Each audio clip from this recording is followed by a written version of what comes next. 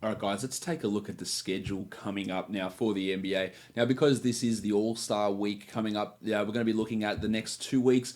Some sites combine them into one mega week 18. Some sites have them as separate week 18 and week 19. If you ever have the choice in setting up your league, you should be combining these weeks into one, these 2 weeks into 1 week. It gives you, there's 8 games worth of action across these 2 weeks, so it's slightly larger than the regular week, but a 4 game week or 2 4 game weeks is not an ideal way to run that for fantasy. So I think we should be looking at combining these. So that's the way that I'm going to be approaching it when looking at these weeks coming up. So when we look at teams who have got the best schedule coming up for this 2 week period, this All Star period, there's only one team that plays 5 games, and that's the New York Knicks. Now, there's a lot of uncertainty with what they do, but grabbing someone like, say, a Mitchell Robinson, if for some reason Dennis Smith Jr. is still on your waiver wire, Mario Hezonja would be an interesting stream sort of guy, considering he is now allegedly the starting power forward. Alonzo Trier, Kadeem Allen even had a big game the other day. The Fort Kevin Knox, I've been anti him for a big stretch of time, but adding him with 5 games, that actually could work in your favour.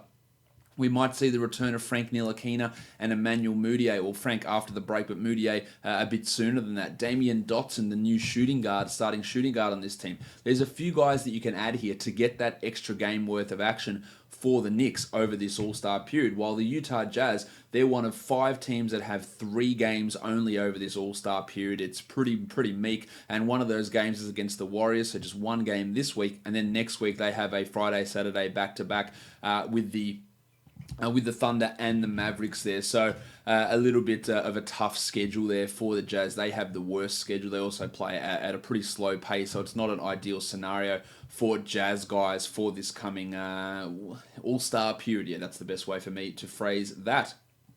Let's have a look at some other things about this week. It is the All-Star break, as I mentioned.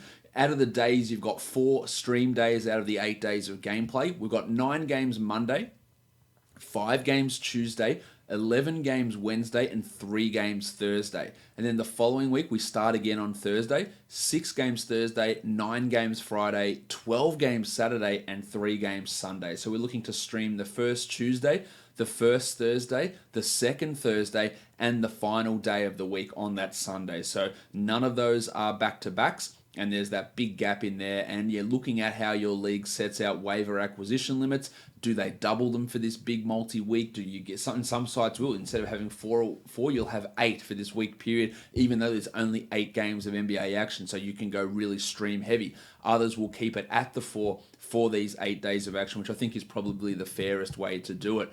But having a look at how that all checks out, check how many moves you do have, and then you can try and adjust your roster accordingly. There's only one team that over this period who does have 3 quality games. That is the Orlando Magic. So they have more streamability. So guys like Terry Ross and John Isaac, who probably should be, or not probably, definitely should be rostered in a 12-team league. There's some value there with them. But DJ Augustin comes to mind. Deeper League's Kem Birch, the backup center. He's going to have some streaming appeal on those 3 quality game days. Maybe if you're really deep, you can look at Wes Iwundu in that type of scenario there as well. Isaiah Briscoe in deeper leagues too can have that option.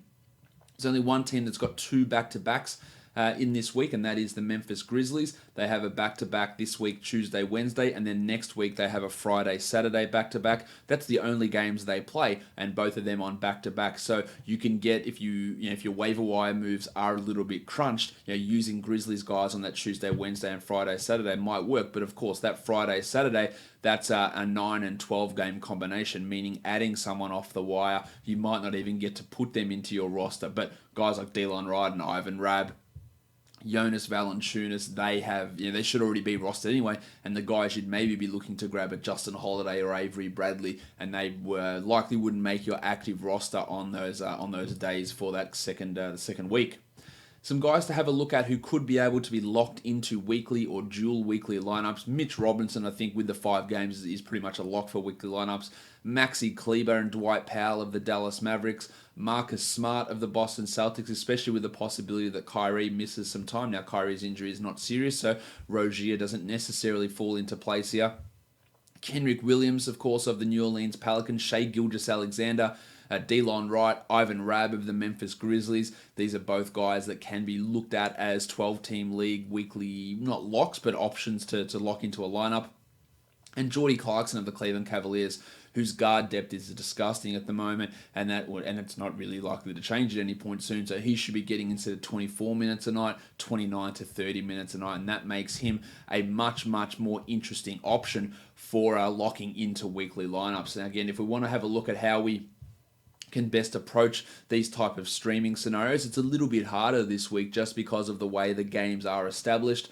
You could look at that for Tuesday, Thursday, pseudo back-to-back as an option. We've got the Magic who play on both of those days. You've got the Hawks that play on both of those days. You've got the Pelicans that play on both of those days this week. So, adding these guys, for the Pelicans, maybe it's Jelly Okafor. It probably isn't, given that he is currently injured and Anthony Davis is back, but maybe he could be an option there. Kenrich Williams, as I've already said, should be someone who's rostered. You could look at Timmy Frazier, depending on Elfrid Payton's status. Frank Jackson in the mix, maybe even Etuan Moore can come into it. With the Hawks, it's guys like Pants, Kevin Huerter, who should be rostered regardless. The Wizard Omari Spellman, Alex Len, these sort of players. And for the Magic, the guys that I mentioned already. And then if we want to look at other type of stream options, well, the Thursday to Thursday stream, even though there is a week in between, that's the last game before the All-Star break and the first game before the All-Star break. Not one team plays on both of those Thursdays, so that's out as a streaming day.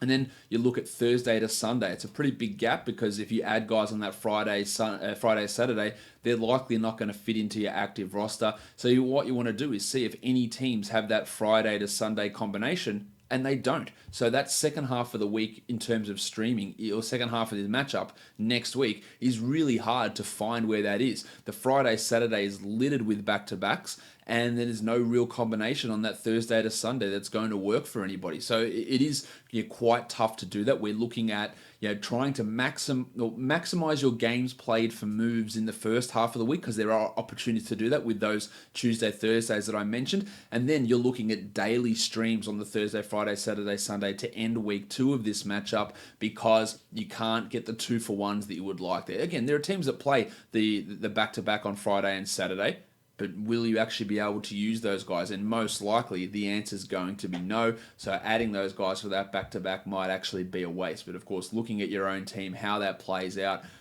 with opponents and schedules and how your roster shapes out is going to be more important than me giving a generic type of don't do this on the Friday, Saturday. Because for you might have an open spot on both Friday and Saturday depending on how your roster shakes out.